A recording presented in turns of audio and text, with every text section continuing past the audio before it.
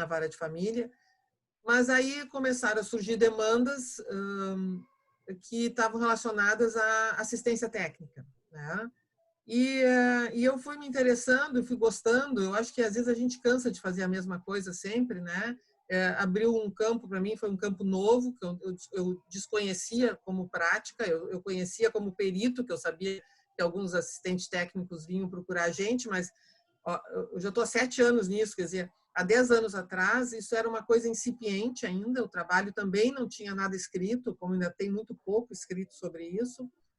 E eu sempre gostei dessas coisas assim, novas, né? Vamos ver o que é isso, vamos ver como é que a gente faz, né?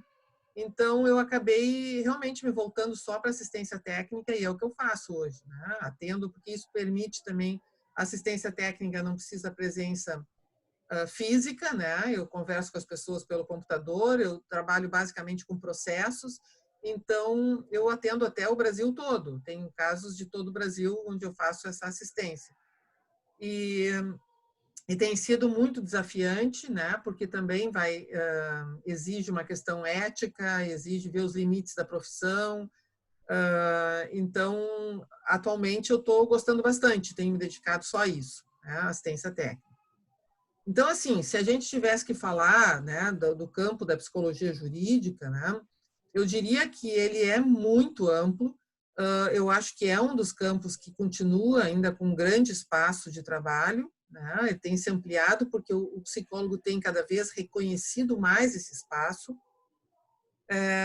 Se o trabalho do psicólogo começou lá na década de 70, vamos dizer, no sistema penitenciário, que eu acho que começou por aí, né, o trabalho, onde tinha os primeiros cargos dos psicólogos, com o ECA, né, o Estatuto da Criança e Adolescente, o psicólogo acabou entrando nos tribunais também, mas isso foi a partir de 90, vamos dizer assim, né? Se a gente pensar bem, isso são coisas bem recentes, né? Tu falar em 30 anos em termos de uma história de trabalho é bem recente, né? Então, assim, no momento que o ECA, né, definiu que as crianças precisariam ser acompanhadas, ter avaliação psicossocial, começou também a se criar espaços para o cargo do psicólogo, né? E aí começou a haver concursos públicos, né? Eu, por exemplo, quando eu entrei em 93 no Tribunal de Justiça, foi o primeiro concurso público que tinha, né? Antes eles tinham alguns psicólogos trabalhando, mas era por convite, era CLT, enfim, as pessoas acabavam, né, sendo convidadas por um juiz, alguma coisa assim. Em 93, o primeiro concurso público para o tribunal. A partir daí, a gente sabe que, historicamente, começam a abrir concursos públicos em todo o país, né? Isso foi se incrementando. Hoje, eu acho que o Rio Grande do Sul não é um local que tenha muitos psicólogos trabalhando, concursados, né? Muitos concursos abriram em São Paulo, Santa Catarina, Paraná, que é onde eu acompanho mais, mas eu sei que Pernambuco também. Não sei como é que é a situação de Palmas, se houve concurso para esse tipo de cargo, né? Mas o reconhecimento, eu acho que isso é importante. Quando os concursos começam a abrir, é porque começa a haver um reconhecimento do campo de trabalho, né? Com essa inserção do psicólogo, então, para esses locais, tribunais, e continuou havendo também dentro dos sistemas, dentro do sistema penitenciário, né? Começa a haver uma preocupação do Conselho Federal de Psicologia também em regulamentar, porque daí começa a chegar demandas para o Conselho que muitas vezes eles não sabem nem o que fazer, né? Eu tive muitas vezes contato com o Conselho, o meu regional me chamou várias vezes para discutir práticas, porque as pessoas desconheciam como regulamentar isso, né? Hoje nós já temos inúmeros, eu acho que o ano de 2010 foi um ano importante, quando surgiram 3 resoluções que foram marcantes: a resolução da escuta da criança, a resolução do exame criminológico e depois das relações entre peritos e assistente técnico dentro do Tribunal da Justiça. As 2 primeiras que eu citei já foram anuladas, né? Então foram resoluções que criaram muita discussão, porque elas iam contra a ação que existia, né? Então, acho que isso é uma realidade ainda que a gente tem muito. quem trabalha nessa área tem uma realidade em que tem uma legislação do país, né, às vezes estadual, mas principalmente federal mesmo, que determinam práticas, principalmente, por exemplo, do perito, do assistente técnico, e aí e essas determinações dessas práticas geralmente são amplas, né? Envolvem todas as áreas de conhecimento. E aí acaba entrando muitas vezes em conflito por questões éticas com a nossa especificidade da psicologia, né? Eu acho que a mais atual hoje que nós temos, para dar um exemplo de uma briga realmente que existe, é o novo Código de Processo Civil, que determinou que o assistente técnico deveria entrar dentro da sala, né, na perícia, e o nosso conselho tem uma resolução que determina, né, que nós podemos ser punidos eticamente, de uma forma disciplinar ética, se nós deixarmos o assistente técnico entrar, né? Não pode. Então, a legislação federal, ela é acima do nosso conselho. O problema é que o nosso conselho se baseia em questões éticas e de procedimentos técnicos específicos. Então, há realmente uma incompatibilidade. Então, nós estamos discutindo isso ainda, né? Já tem algumas questões estaduais, alguns tribunais tentando resolver, mas é um problema isso. Então, esse é eu acho que é uma questão dentro da psicologia jurídica bem importante, né? As questões éticas são muito importantes, porque elas tratam de questões, vamos dizer, próprias da psicologia, mas inseridas dentro de um contexto que funciona de uma maneira diferente, que tem regras de funcionamento, né? Por exemplo, a gente discutir, né, a resolução agora de documentos, que diz que nós temos que fazer uma entrevista devolutiva, né, obrigatoriamente após cada avaliação. Dentro do Tribunal de Justiça, nós não podemos fazer isso. Obrigatoriamente não podemos. Nós temos que entender isso, né? Por quê? Porque o processo tem um caminho e tem prazos para as pessoas poderem contestar. Se eu começo a conversar com as pessoas fora desses prazos, eu anulo minha perícia. Então, não tem como bem, eu não tenho como eu fazer, vamos dizer assim, seguir rigidamente, né, as normas do meu conselho, se eu vou acabar prejudicando uma dinâmica de um contexto onde eu estou trabalhando, entende? Então, isso é muito importante a gente entender. Se eu me disponho a fazer um trabalho dentro de um outro contexto que não é o meu da psicologia, eu tenho que adaptar os meus conhecimentos a esse contexto. Eu não tenho que adaptar o contexto a mim, né? Só que eu tenho sempre limites éticos a serem respeitados. Então, acho que essa é uma discussão intensa, né, que não vai terminar nunca, e talvez seja o ponto mais desafiante da gente trabalhar, né, dentro da psicologia jurídica. É a gente conseguir entender, e isso eu acho super importante, quem entrar para essa área tem que pensar e tem que conseguir raciocinar também como que o outro lado está pensando. Tá? Porque é muito fácil a gente chegar e dizer assim, não, a psicologia diz que não pode entrar e ponto final, vocês não entendem de psicologia, né? Sim, mas eu estou prestando um serviço dentro de uma dinâmica processual que exige que cada vez que eu faço uma prova técnica, ela tem que ser transparente, tem que ficar clara para as pessoas, né? Que para poder respeitar os direitos humanos. A transparência da prova não é uma mania do juiz, é para poder respeitar os direitos humanos. Que as pessoas têm a ampla defesa e o contraditório. Então, eu tenho que entender que eles têm também um fundamento quando eles exigem que querem que um assistente técnico entre, né? Então, assim, eu diria, não é simples a resolução desse conflito, né? Nós temos que pensar em alternativas e temos que ser capazes também de pensar qual é a lógica, né, jurídica que está por trás disso para ver como que a gente pode adaptar. Então, assim, acho que essas coisas, né, eu que tinha gostado bastante, eu comecei trabalhando com a questão da violência dentro do sistema penitenciário, muito focado no agressor. Aí, quando eu passo para o Tribunal de Justiça, eu passei a trabalhar com a vítima, né? Então, com as violências dentro da família, violência contra a mulher, contra a criança, enfim, e também, né, com os conflitos familiares. Eu acho que é talvez o espaço mais complicado de se trabalhar, porque eu também não posso entrar numa posição passiva do tipo assim, a vítima sempre tem razão. A gente sabe que inúmeras vezes as situações são simuladas, são criadas situações de violência para ter ganhos. As crianças muitas vezes são usadas como instrumento para ganhos entre brigas de casais, né? E eu diria, talvez, eu acho que a família é o lugar mais complexo que existe, que tem um maior número de desafios para a gente, para poder entender e para poder intervir, né?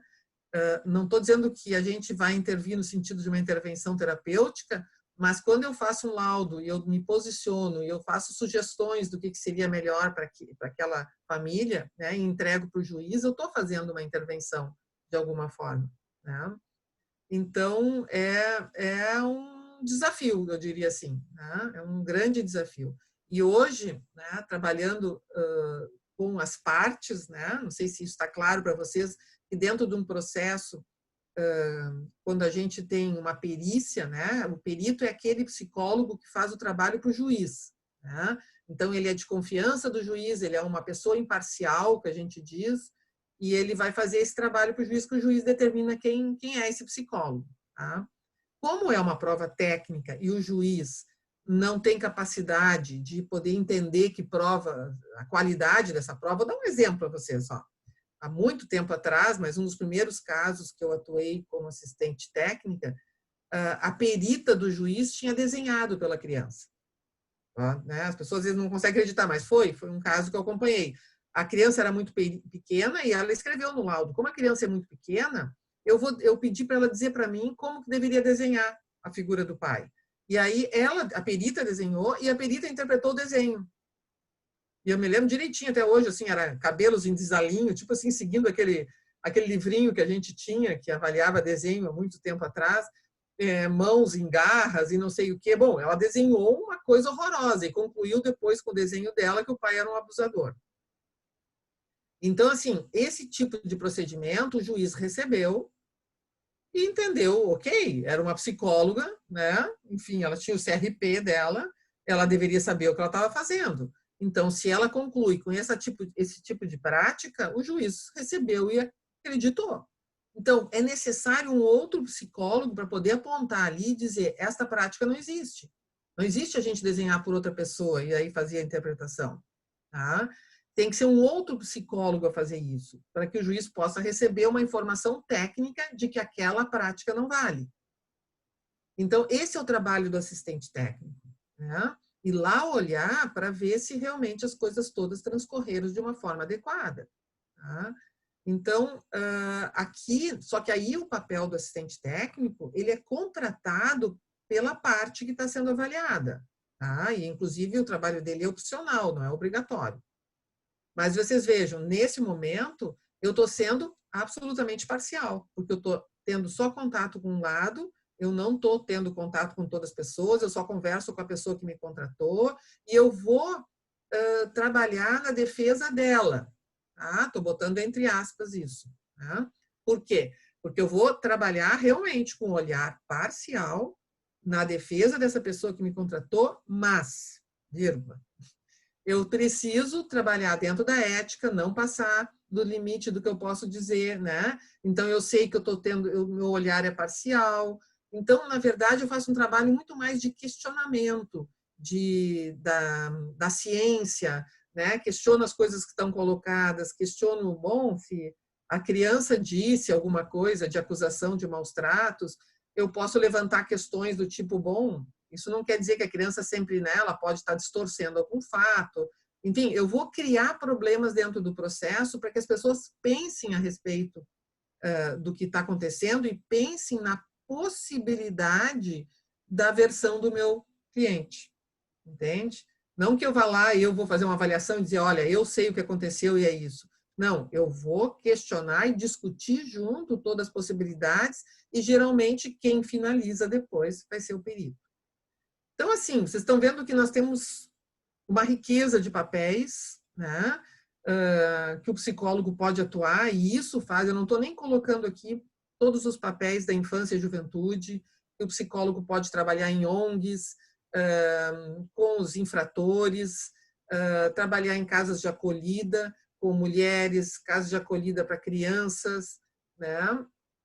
Toda a rede de proteção, nós temos os CREAS, que trabalham com as crianças também e as famílias, enfim. Enfim, é extremamente amplo. Eu quis mostrar assim, nós podemos trabalhar com cargos concursados, né, que o serviço público oferece, nós podemos trabalhar em ONGs e podemos trabalhar como autônomo no nosso consultório. Até porque, vou finalizar assim meu, senão eu falo uma hora sem parar. Até porque hoje em dia, com o novo Código de Processo Civil, se criou a possibilidade, até oficial, se ampliou, vamos dizer assim, uma coisa que já existia antes, mas se oficializou, a possibilidade dos tribunais terem cadastros com pessoas, né, terceirizados, que a gente diz, que vão ser os peritos que vão fazer serviços para o tribunal. Tá? E aí, inclusive, que o tribunal pode pagar um X, que é muito pouco, mas ele paga um pouco, para que sejam feitas as perícias gratuitas, né, para as pessoas, para os usuários. Além de que ainda existe a possibilidade das perícias pagas pelos usuários. Né? Mas o que eu quero dizer com isso que essa que é a nossa realidade, professora Sônia, aqui em Palmas. É esse cadastro de uma equipe multiprofissional, né? Não tem a equipe? Não tem a equipe concursada, mas tem um cadastro prévio que faz. Inclusive tem sido um campo de atuação para a maioria dos psicólogos, né? Para que eles fazem esse cadastro e no Brasil todo, né? Infelizmente, eu não sei se felizmente ou infelizmente, tem uma discussão até de como é que nós entendemos que deve ser o Estado, se ele deve ser um Estado grande ou não, né? Eu acho que sempre...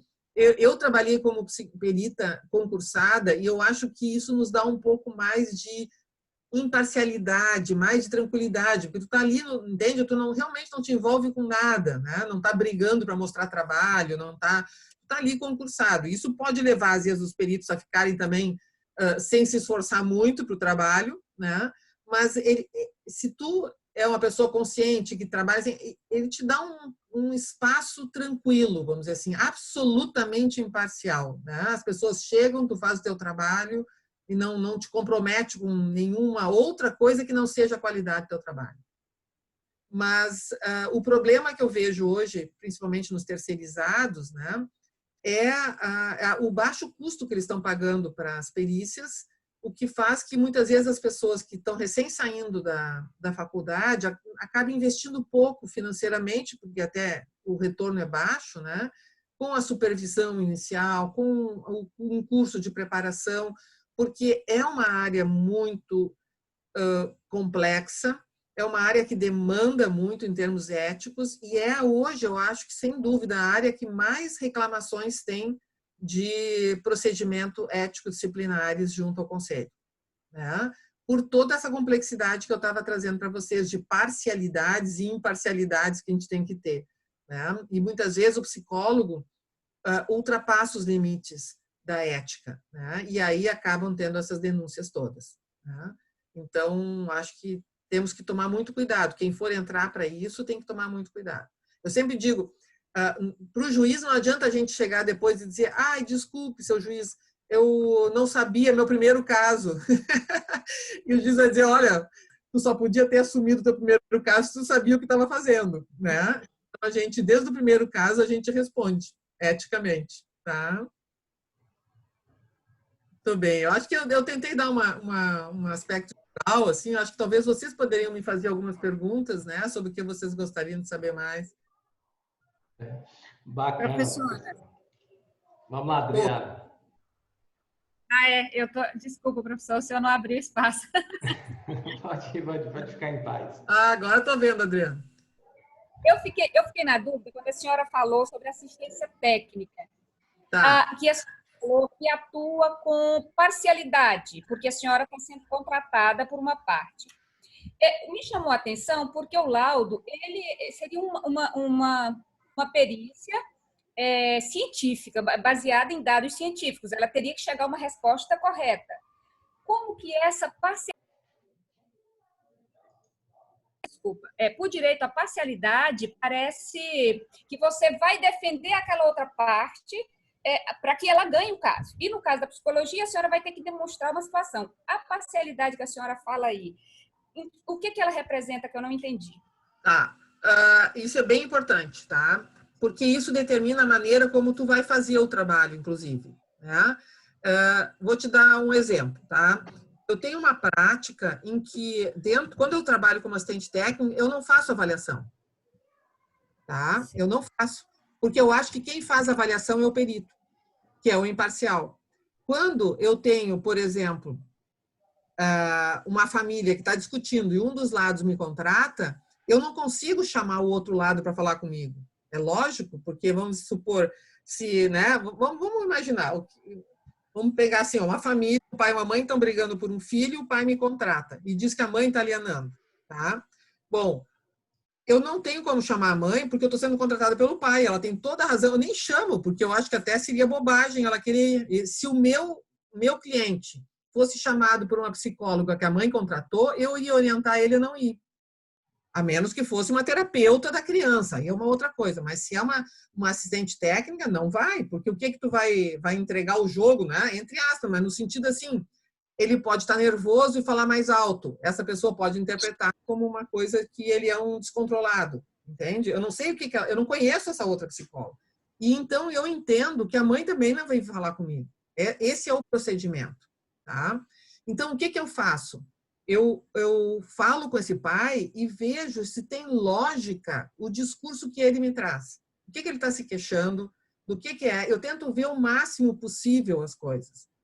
E aí, assim, ó, eu posso começar, por exemplo, tem várias formas de começar o trabalho. Eu posso começar, ele quer começar o processo, né? Então, eu vou expor, eu posso fazer, aí se chama parecer e não laudo. Eu nunca faço laudo, eu faço parecer. Ele tem uma abordagem técnica e não uma abordagem clínica do sujeito. Tá entendendo a diferença? Aí eu posso ser parcial. No meu parecer, eu já coloco que eu estou fazendo um parecer e eu sei que ele é parcial. Portanto, ele precisa ser confirmado pelo perito depois. Okay. Então, tem vezes, quando a situação é muito complexa, eu já fiz isso algumas vezes, eu faço uma síntese do que está acontecendo, segundo o pai. Mas eu tento sempre, eu digo para eles assim, ó, tenta me passar todos os fatos mais objetivos possíveis. Por exemplo, o que a escola disse? Então, eu tento confirmar o que o pai está me dizendo por alguns indicadores externos, para não ficar só assim, ó, é o mundo interno do pai, entende? Então, eu tento juntar outras informações. Às vezes, eu entro quando o processo já está andando. Certo. O último trabalho que eu fiz agora foi isso, assim, um processo que parecia uma coisa muito doida, assim. O pai não foi nem notificado, quando viu, ele já foi para uma perícia. A mãe abriu 2 processos, entende? Já fez acusações, ela já tinha feito acusações na vara de violência, que o juiz disse que não tinha nenhuma pertinência, aqui não deu para ela medida, entende? Protetiva. Então, o que eu fiz? Eu fiz um estudo psicológico do processo, que seria assim, ó, mostrar as coisas que a mãe fez, e, por exemplo, olha, a mãe acusa ele de tais e tais coisas, mas o juiz, está ali, ó, o próprio juiz não considerou isso. Então, eu tento mostrar incoerências da mãe via processo e via o que o pai disse. Quando eu fiz esse parecer, lá quando eu exponho os motivos do meu parecer, eu digo, eu estou fazendo uma leitura do processo e da conduta da mãe via parecer e via literatura da psicologia jurídica. Tá? E mostrando e deixando bem claro que é uma visão parcial e que o que eu quero que depois seja confirmado numa perícia. Muitas vezes eu faço depois quesitos, às vezes eu até coloco como um quesito assim, ó, qual a posição do perito sobre a versão que foi apresentada? Tá? Então, assim, ó, isso que nós estamos dizendo tem algum sentido? O perito conseguiu confirmar? Então, eu faço quesito, né? Para isso, eu posso fazer alguma compreensão a respeito do processo. Já fiz parecer, por exemplo, mostrando que o juiz já tinha dito que havia alienação e que o pai tinha que retomar as visitas e que já tinha passado 6 meses. Então, eu fiz todo um parecer mostrando que uma pessoa que tem que esperar 6 meses para ver um filho e que esse filho tem 3, 4 anos, isso traz prejuízos. E posso falar teoricamente sobre isso. Vocês conseguem entender? Sim. Eu não Eu não preciso ficar dizendo nesse caso, assim, olha, teoricamente, então assim, ó, se teoricamente a literatura mostra que um afastamento de 6 meses de uma criança, de um pai, afeta o vínculo, o tribunal é responsável pela demora e tal, entende? Então, assim, eu me posiciono, mas é tudo parcial, é pela ciência e pelo que o sujeito está dizendo. Não sei se deu para... Excelente, professora. Entendi, sim. Eu nunca assumo o lugar do perito, nunca. Eu estava confundindo isso, então. Eu achei Isso. que a senhora faz uma defesa técnica do seu cliente, até para que ele não sofra alguma consequência por erro do próprio perito, por alguma falha também, não é? E do próprio processo. Certo. O que nós temos que entender, eu acho que isso é importante, na verdade, eu acho que a gente começa a entrar, né? Isso é a riqueza disso. Assim, Irene, nós vamos ficar falando até amanhã aqui, porque assim, ó, eu acho isso super desafiador, porque, na verdade, o que eu estou tentando te passar é que eu começo a ter um raciocínio processual. Sim, sim. Eu não saio do meu papel de psicóloga, mas eu tenho que ter o raciocínio processual. Uhum. E aí eu tenho que conseguir juntar isso de uma forma a nunca dizer além do que eu posso dizer como psicóloga. Sim. Mas eu tenho que entender que a acusação da mãe pode ser falsa em relação a ele. E aí a pergunta é, ele não merece uma defesa? Sim, com certeza merece. Por outro lado, já tive alguns casos, o bom é quando a gente pega assim, aí tu vê que realmente cada vez... Eu tive um caso, por exemplo, só para de uma falsa acusação de abuso sexual, que foi horrível, assim, né? A perita fez muito mal a entrevista, por sorte a gente tinha a entrevista gravada, a gente mostrou todos os erros, a mãe foi super mal intencionada, para tu ter uma ideia, depois de ter feito tudo isso, os pareceres e apresentado tudo, teve uma audiência, onde o juiz então disse que o pai não era abusador e que o pai ia ter que começar imediatamente as visitas, né? Restituiu as visitas, e no dia da audiência, a mãe foi lá, né, discutir. Quando o juiz disse isso, a mãe disse, é para voltar de novo as visitas, então o pai que fique com a criança. Levantou e foi embora. Então eu te pergunto assim, uma mãe que estava acusando um cara de abuso sexual, então na hora que o juiz disse, não, vamos começar as visitas, a mãe levanta e vai embora, essa mãe, foi evidente que ela estava inventando aquela acusação, entende? Tanto é que o pai hoje tem a guarda da criança. Então, assim, isso nos traz um alento, porque se eu talvez não tivesse intervindo naquele momento e mostrar que a criança pode ter sido forçada, que aquela entrevista feita por aquela técnica estava mal feita, que levou a criança a falar coisas que não teria dito, entende? Mostrando todas as contradições do processo com o olhar da psicologia, tá? Talvez esse pai tivesse ficado sem ver o filho, se não fosse preso, inclusive, porque a acusação era essa. A defesa foi o parecer. Sim. Foi meu parecer. Preso por um crime hediondo, né? Que deve ter muitos casos. Muitos. Sim. Agora, por outro lado, eventualmente, eu já tive uns outros casos em que eu recebo um telefonema de uma mãe desesperada, que olha o que estão fazendo e tal, tu começa a acompanhar, cheguei até a fazer o meu parecer, graças a Deus ele ficou dentro da lógica, da ciência, enfim. Quando tu começa a acompanhar, passa 6 meses, então tu começa a ver o que essa mãe está fazendo. E, na verdade, eu estava do outro lado dessa vez, né? E aí tu vai te dando conta que tu vai orientando alguma coisa e ela faz o contrário, e ela vem te cobrando coisas que é posicionamentos que tu não pode fazer. E aí tu tem que começar a botar o limite, dizer, não, isso eu não posso dizer, só posso ir até aqui. Né? Às vezes a gente está do lado errado também. Tá? Então a gente tem que estar constantemente atenta a tudo isso, né? É sempre uma caixa de surpresas quando a gente vai andando nesse processo. Verdade. Nossa, que contribuições maravilhosas a senhora está trazendo aqui para a gente. O pessoal está aqui mandando no WhatsApp aqui. Nossa, que aula muito boa, meu Deus, né? Que interessante.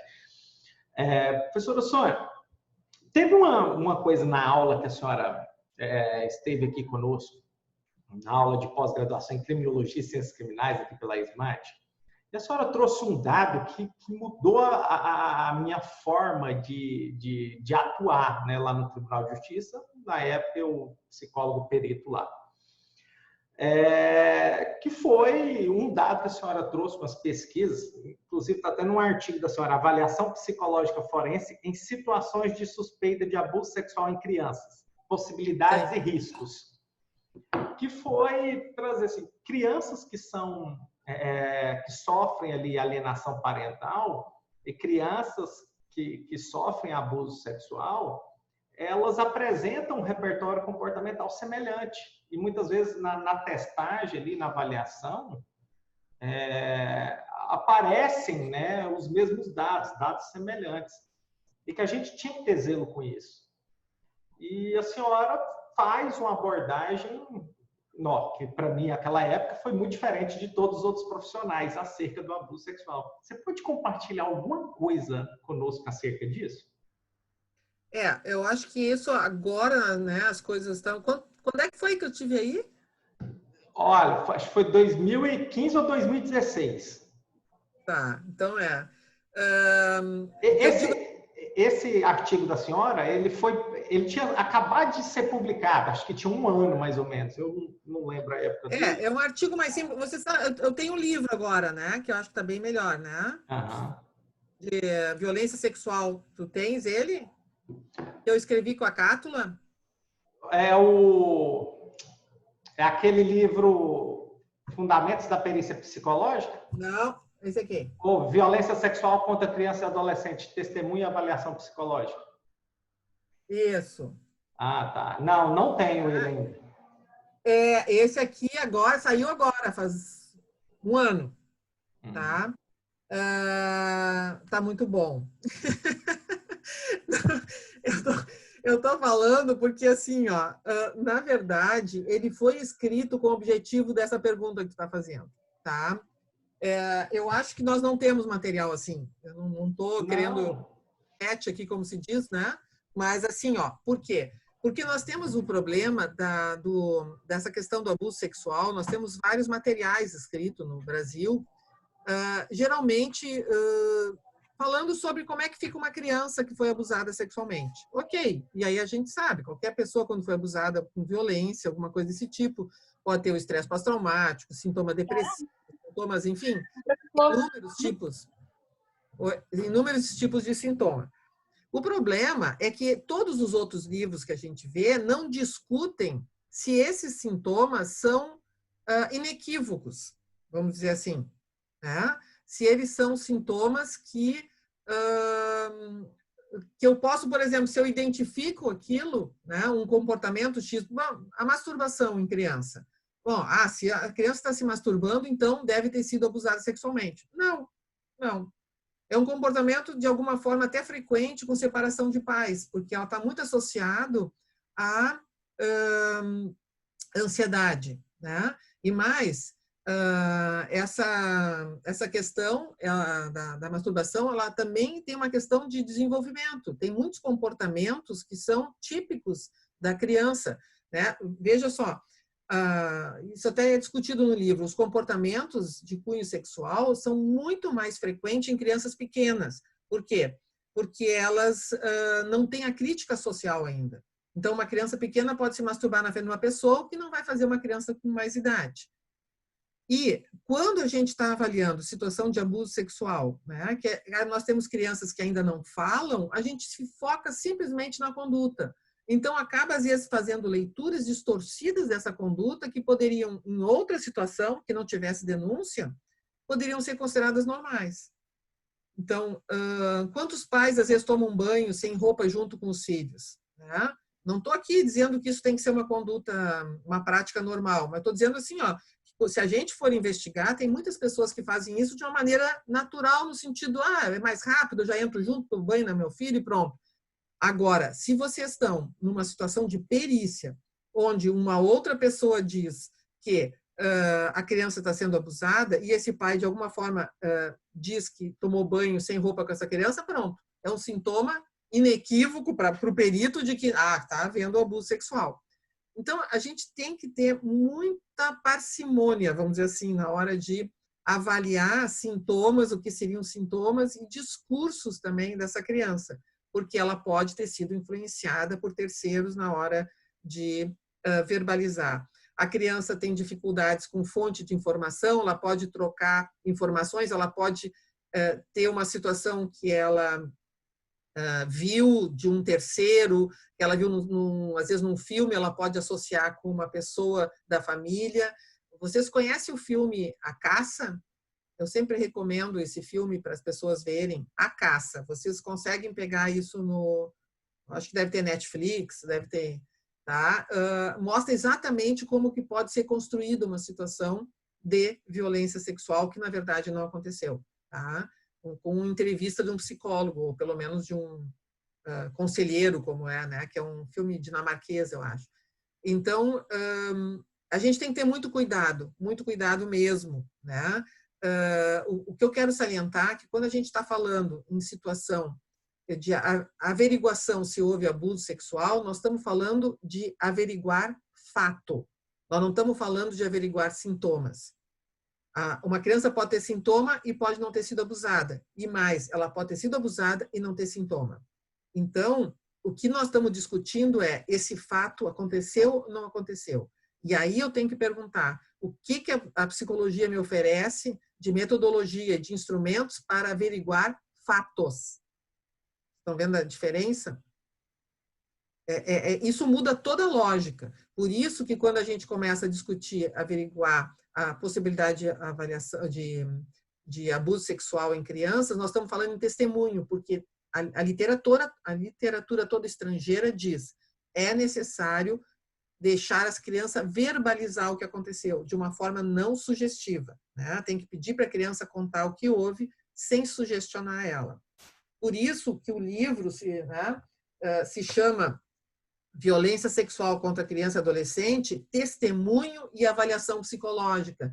Essa questão que nós tentamos diferenciar dentro do livro. O que é o testemunho, que hoje está ligado com depoimento especial, com, né, todas as formas de ouvir a criança, né, dentro do judiciário, e o que é uma avaliação psicológica, que são coisas bem diferentes. Tá? Elas têm fundamentos teóricos diferentes, né, que vão justificar a prática e fundamentar essa prática. Tá? Então, por isso que eu acho que é bem importante. Essa foi a nossa proposta, né? A Cátula, que escreve junto, é uma psicóloga que trabalha no Tribunal de Justiça, muito voltada para essa questão.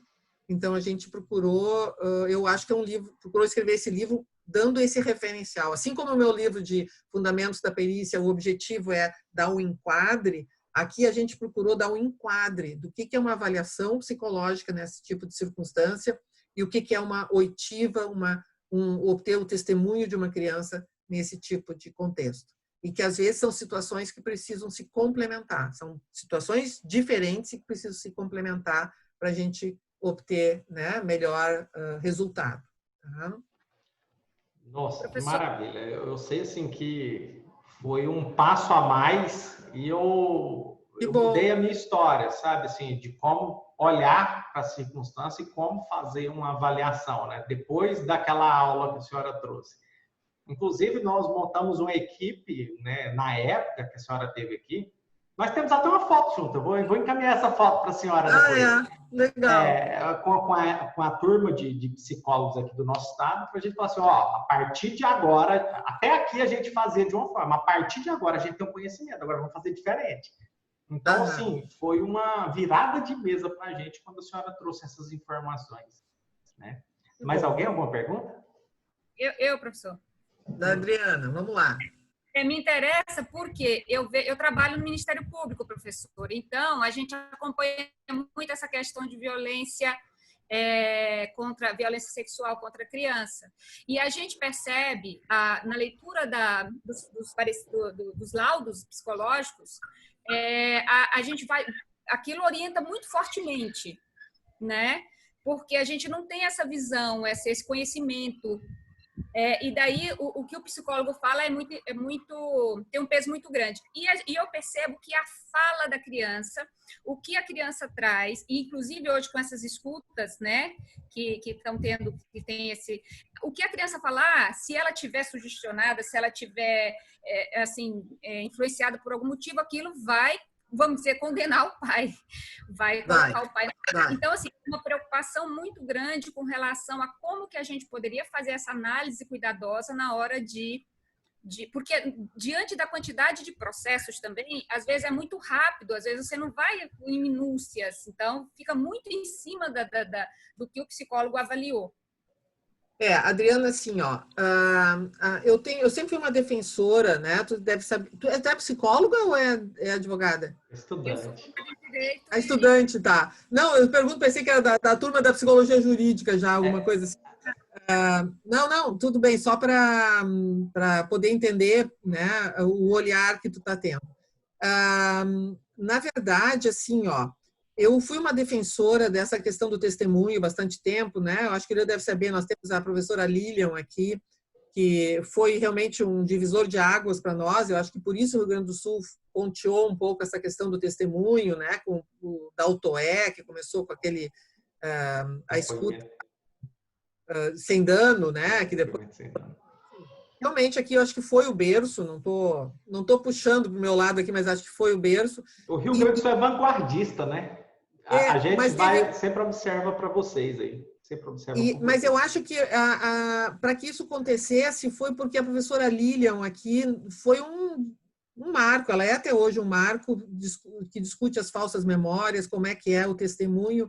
E aí nós tivemos realmente vamos dizer assim, uma sustentação teórica fortíssima para defender coisas. E eu defendi essa questão do testemunho, defendi, inclusive, até contra o conselho, quando isso surgiu, de que o psicólogo deveria fazer o depoimento especial. Eu ainda acho que ele deve fazer o depoimento especial, né? Porque é feito com protocolos criados por psicólogos. Eu não consigo entender por que eu não posso fazer uma coisa que foi criado por um próprio psicólogo. Agora, eu tenho uma crítica hoje, né? E esse é o problema sempre. Às vezes as ideias são super boas, mas as pessoas começam a usar de uma forma distorcida, né? E hoje eu ando com um pé muito atrás, até porque eu tenho feito muita análise de depoimentos, né? E o que eu tenho assistido, né? E o que a Adriana trouxe agora, eu acho que isso está se tornando uma realidade.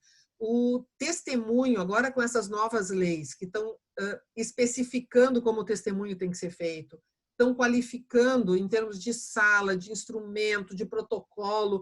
Então, assim, ó, nós estamos numa situação muito, mas muito melhor do que nós estávamos há 10 anos atrás. Só que o fato da gente qualificar a forma de obter esse testemunho da criança começou a passar a ideia de que, quando eu vou colher o testemunho desta forma, ele está garantido. O que a criança disse, não tem dúvida. Não sei se é isso que tu também... E aí, cada vez mais agora, inclusive o testemunho está se sobrepondo às avaliações. Não precisamos avaliação. O testemunho está sendo colhido por um psicólogo. Sim. Esse é o problema. E aí, o que acontece? Na verdade, o psicólogo, quando faz o testemunho, ele está qualificando a coleta de dados, mas eu não sei como é que essa criança chegou lá. O que eu posso garantir é que eu, como entrevistadora, não sugestionei informações, eu não forcei essa criança a dizer coisas que não aconteceram. Mas se essa criança chegou para o testemunho com uma falsa memória, eu não tenho como avaliar. Eu não tenho como saber. E isso que eu acho que talvez eu devo ter trazido lá para vocês, que hoje o que se mostra é que se uma criança falou várias vezes já para algumas pessoas, e aí quando eu digo falar várias vezes, eu não estou falando na justiça, eu estou dizendo ela falou para a tia, falou para a madrinha, falou para não sei quem mais, uma amiga, então ela já contou essa história já várias vezes e ela vem contar de novo para a gente. E essa história pode chegar muito rica, com detalhes e não ter acontecido. Tá? Nós temos que trabalhar com essa possibilidade.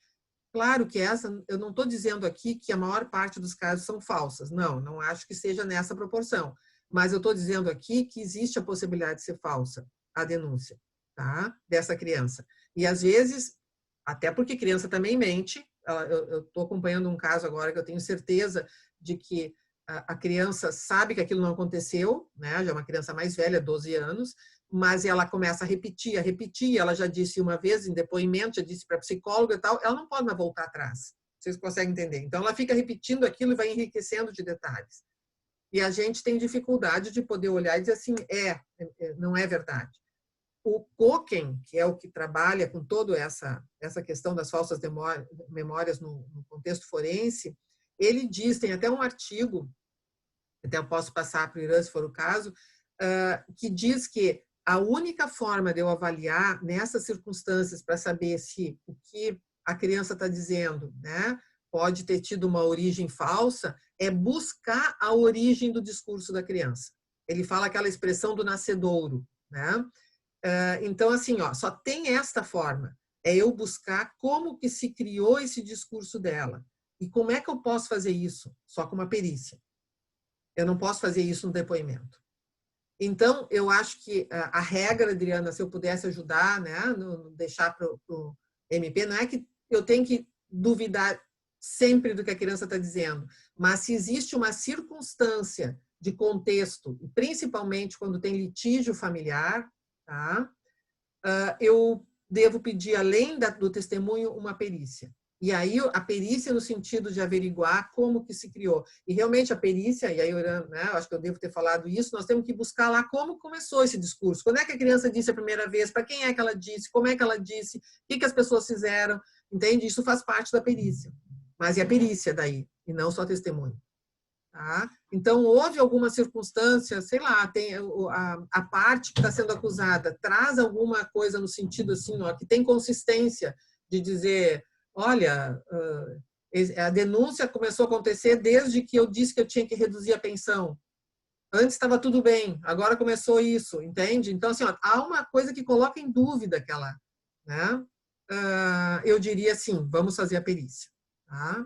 E seria diferente de um caso em que, sei lá, abusaram de várias crianças, né? Um externo, entende? Alguma coisa assim que realmente tu olha e tem consistência, tem outras provas que estão dando consistência para isso, entende? Não é só o discurso da criança.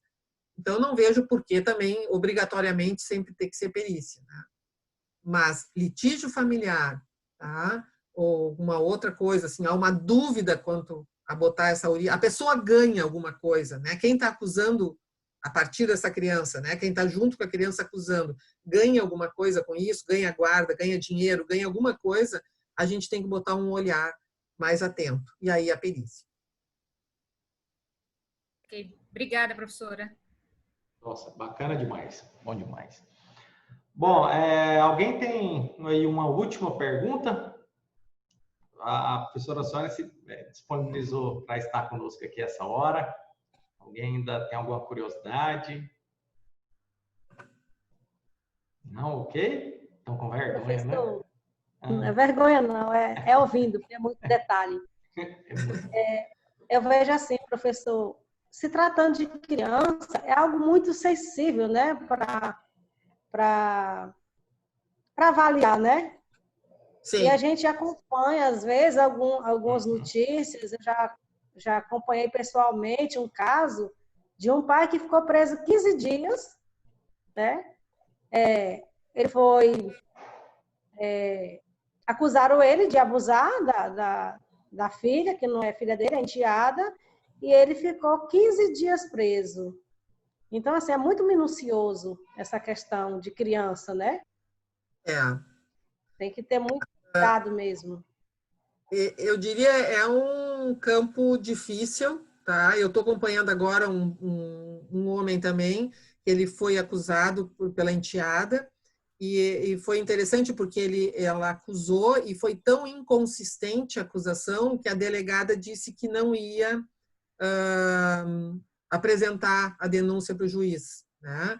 Então, eu não sei bem, ela apresenta, ela tem que levar até o juiz e já dizendo que não representa, porque não tem consistência. Mas nisso, e ela disse para o pai, para o pai não, para o padrasto, pode ir para casa que não vai acontecer nada. E nisso o MP disse que não aceitava. O juiz concordou, mas o MP resolveu abrir. A partir mesmo dessa, né, dessa inconsistência toda de provas. E o padrasto foi para casa. Pessoa que tem baixa renda, não tem ninguém controlando. Bom, 2 anos depois ele está numa rua lá e é preso, sem saber o motivo, e ele já estava como foragido. Né? Só porque simplesmente o MP disse que queria rever e aí abriu o processo e ele ficou foragido, sem saber o que estava acontecendo. E aí ele ficou uns 10 dias preso. O que ele me relatou foi coisas muito, muito ruins, né? Não vou entrar em detalhes aqui. Só para resumir, ele está com estresse pós-traumático, risco de suicídio, né? E eu estou acompanhando ele de perto, consegui um serviço aqui de acompanhamento à questão de estresse aqui com a universidade para tentar apoiar ele, porque ele está muito mal. Então, tem os dois lados, né? Tem os dois lados. Difícil. E a figura masculina já é vista como potencial agressor. Por exemplo, no caso de violência, então, quando olha para o homem, a gente já vai com um olhar tendencioso. Na delegacia, a forma como a delegacia atendeu ele, pegou ele, deixaram ele de joelho na rua, algemado num carro, quer dizer, umas coisas assim que, sabe, até se ele fosse o agressor, não é isso que deve ser feito, né? Então, para uma pessoa que não... Eu entendo que ele não fez mesmo, né? Então, sem saber o que está acontecendo para ele, né? Bom, gente, mais alguém? Alguma dúvida? Alguma curiosidade? É uma excelente oportunidade, né? Então, é tudo muito minucioso, né, professor? Muito. A gente está falando do comportamento humano, ele é complexo. Pois então, complexo, verdade. É complexo. Complexo. Professor, eu só queria aproveitar, eu passaria o dia conversando, mas é só uma falinha, uma opinião da professora, aproveitar. Professora, assim, eu tenho uma visão de que a estrutura penal hoje, ela é um pouco equivocada com relação à conduta criminosa, vamos dizer assim. No meu ponto de vista, o criminoso, a maioria deles, inclusive com relação à pedofilia, a questão da violência contra a mulher, ela vem de uma condição mais psicológica do que de uma maldade da pessoa. Eu tenho essa visão e queria, dentro da psicologia depois, dar uma estudada nisso. Para mim, o pedófilo, ele é um doente que precisava de um outro tipo de tratamento. E da seria uma questão de saúde e não de processo penal. Eu fiz falar isso dentro do meu trabalho, eu apanho. Adriana, senhora, eu dou aula de perícia há 30 anos atrás. Se há uns 15 eu tentasse falar isso para um grupo de psicólogos, eu apanhava. Eu já tinha essa ideia que eu achava errado, mas eu tinha que chegar com muito cuidado para poder dizer. Hoje nós já conseguimos falar sobre isso, né? E eu não tenho dúvida. Eu acho que o que é mais importante para a gente se dar conta é que nós estamos trabalhando como psicólogos, tá? E aí nós temos que ter uma leitura técnica. A leitura técnica de uma pessoa que faz um abuso com uma criança é pedofilia ou outro, né? Não é só pedofílico que faz esse tipo de abuso. Na família, nós às vezes não temos esse contexto de pedofilia. Mas nós temos que entender que é uma dinâmica familiar, tem um sujeito que fez isso. Isso não, assim, ó, isso não exime ele de responsabilidade, mas a nossa relação com essa pessoa é outra, não é moral. Isso que é o que discriminar o que é um posicionamento moral de um posicionamento técnico. Se eu quero fazer um posicionamento moral, eu tenho direito, mas então eu posso levantar bandeiras, eu vou entrar numa política, defender uma lei, eu vou para a igreja, eu faço qualquer outra, mas eu não vou ser a psicóloga do caso. Sim. Isso eu não posso ser, tá? Porque quando eu fizer o meu laudo, ele tem que ser um laudo técnico e não moral. Sim. Isso é uma responsabilidade do psicólogo, tá? E nós temos que parar para pensar o que nós estamos fazendo quando nós estamos escrevendo, tá? E isso nós já podemos hoje conversar. E isso supõe, inclusive, assim, ó, por exemplo, não há nem 10 anos, 5 anos atrás, ainda era difícil a gente dizer, por exemplo, se tu vai num serviço que atende vítima, mas tu chamou o pai, mas que absurdo chamar o pai é que o abusou, é o abusador, eu não falo com o abusador. Gente, é uma díade vítima-abusador. Eu tenho que entender o que aconteceu ali. Eu tenho que ser capaz, se eu não consigo falar com o abusador, tem algum erro aí, tá? Eu não estou sendo técnica. Eu falo também, professora, até no sentido da aplicação da sanção. Porque eu colocar essa pessoa numa cadeia, trancar ali, é mais uma vingança do que um próprio tratamento dessa pessoa que vai voltar para a sociedade. Então, e ele vai voltar do mesmo jeito. É nisso que eu vejo. Então, assim, se eu estou sendo perito, eu não entraria muito se eu estou prendendo ou não estou prendendo, porque até porque não é nós... Na verdade, estão me perguntando... Eu acho que assim, ó, se eu for fazer uma perícia de abuso sexual, eu tenho que entender que o meu trabalho pode resultar na prisão dessa pessoa ou não. Então, assim, eu tenho que ter cuidado. Eu não posso deixar de passar uma informação técnica porque eu não quero que ele seja preso. Porque eu acho que o presídio é ruim, que o presídio não é. Mas aí eu não posso também fazer isso, entende? Não passar uma informação. O que eu preciso não pode entender... ser um tratamento adequado, conciliado aí Sim, com a sanção? mas assim, aí nós entramos na questão da lei. Hoje a lei não oferece essa possibilidade para quem abusou de criança, tá? Acho que isso é uma questão que nós podemos começar a discutir, nós podemos ver, né? Eu penso até no primeiro, antes de pegar os pedófilos, assim, né? Que eu acho que os pedófilos, na verdade, são pessoas que têm um envolvimento mais com a comunidade, mais amplo. Eu acho que as dinâmicas de abuso sexual que acontece intrafamiliar não são, a maioria não são pedófilos, tá? Tem uma outra dinâmica familiar acontecendo aí. São pessoas, às vezes, mais imaturas, tem questões culturais muito importantes, né? Então, assim, eu acho que a pergunta que fica é: quando é intrafamiliar, nós teríamos uma outra proposta de intervenção, ou até assim, ó, não é nem se prende ou não. Às vezes a pessoa vai presa e 10 anos depois sai. A criança deve ter contato, não deve ter contato. Nossa, eu tenho muitos casos sobre isso que botam dúvidas, entende? O que nós temos para oferecer? Porque essa pessoa vai sair. E essa pessoa é o pai da criança. Tá? E aí, o que a gente faz com isso? Eu não vejo resposta na psicologia ainda. Tá? Parece que a gente só quer prender porque daí a gente solucionou o caso. Não, tá preso é um primeiro passo. Né? Mas, assim, ó, da violência doméstica que não é assexual, nós já temos várias opções hoje, inclusive com os grupos de homens. Né? Então, a gente já vê aí essa resposta que foi dada pelo judiciário de ter grupos de gênero, que os homens podem participar nessas violências, principalmente conjugal, né? Não tanto quanto a criança, é uma resposta já. A gente está mudando esse olhar e mostrando que a intervenção tem que ser outra, e não simplesmente a prisão. Né? Sim. Obrigada, professora. Bom, professora Sônia, né, a gente está caminhando agora aí para o fim e, de fato, a nossa coordenadora do curso de psicologia, ela esteve aqui conosco e mandou mensagem, a internet dela está caindo, não conseguiu ficar aqui. Entrou pelo celular, no 4G, caiu novamente, enfim. Mas ela também, sua fala é muito boa, o tempo inteiro está aprendendo ao estar te ouvindo aqui. Em nome do CEUP-UBRA, da nossa universidade aqui em Palmas, eu gostaria muito mesmo, foi um prazer inenarrável ter a senhora aqui conosco, né?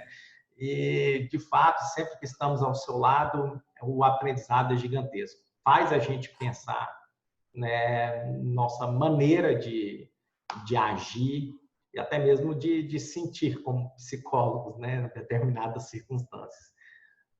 Obrigado mesmo, viu? Que bom, obrigado pelo retorno, obrigado pelo contato com vocês. Fico feliz em saber que a gente está trocando, né? Fico feliz em saber que vocês repensaram coisas a partir do nosso encontro. Sim. E eu acho que essa é a maior satisfação, né, do trabalho da gente. Ainda mais depois que a gente já está, que nem eu, assim, mais do que aposentada já. É bom saber que as pessoas continuam, né, levando adiante esses questionamentos e essa posição crítica em relação ao trabalho, tá? Meu grande abraço a todos vocês e obrigado, tá, por esse momento com vocês. Certinho. Obrigada, professora, muito rico. Valeu, um abraço bem quente aqui de Palmas. Tá bom, obrigada. Tchau, tchau. Pessoal,